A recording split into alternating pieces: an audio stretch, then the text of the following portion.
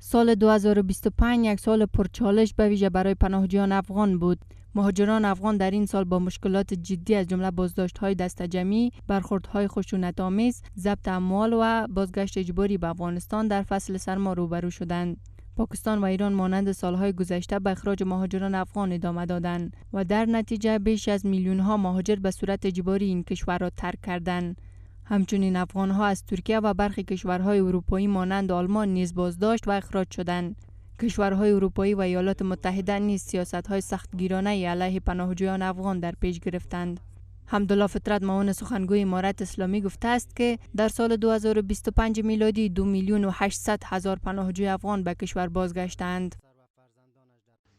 در سال گذشته حدوداً 2,800,000 مهاجر و شهروندان افغان از کشورهای خارجی به افغانستان بازگشتند که اکثریت آنان جابجا شدند. روند بازگشتشان به گونه مناسب مدیریت گردیده، خدمات لازم به آنان ارائه شده و در حال حاضر روند توزیع زمین در شهرک‌ها برای آنان جریان دارد.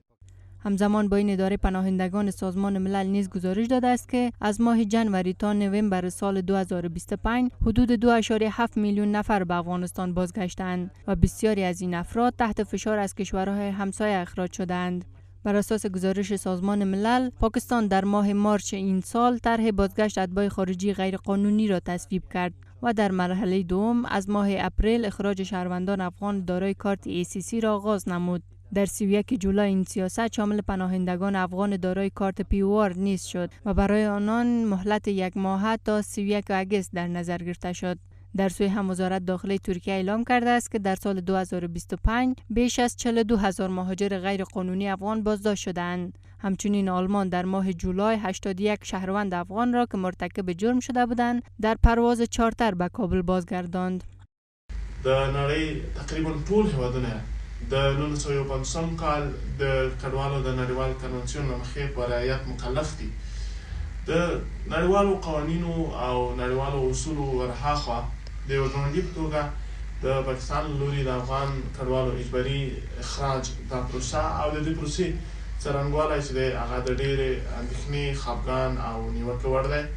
در کنار اخراج‌های گسترده، سال 2025 شاهد سیاست‌های سختگیرانه‌تر مهاجرتی برای شهروندان افغان در جهان بود. برخی کشورهای اروپایی برای اخراج مهاجران مجرم خواهان اصلاحات در کنوانسیون حقوق بشر شدند. بریتانیا برای کاهش مهاجرت غیر قانونی و عبور از کانال مانچ با مقامات فرانسوی توافق کرد تا مهاجران را از این کشور به فرانسه اخراج کند. ایالات متحده آمریکا نیز در میانه سال 2025 وضعیت حمایت موقت یا TPS برای افغانها را لغو کرد. اداره مهاجرت آمریکا اخیراً اعلام کرد که تمام پردازش پرونده‌های مهاجرتی و ویزا برای افغانها به دلیل نگرانی‌های امنیتی به طور نامحدود متوقف شده است. در این سال میلیون‌ها انسان مهاجر به صورت اجبار است کشورهای مثل ایران و پاکستان وارد افغانستان شدند با وضعیت نابهنجار و وضعیت بدی که اینا حتی یک سرپناه نداشتند، چیزی برای خوردن نداشتند. گفتنی است که روند گسترده اخراج پناهجویان افغان از سال 2023 بدین سو آغاز شد و تاکنون نیز ادامه دارد، به گونه‌ای که روزانه صدها خانواده از طریق گذرگاه‌های اسلام قلعه، سپین بولدک و ترخم وارد کشور می‌شوند.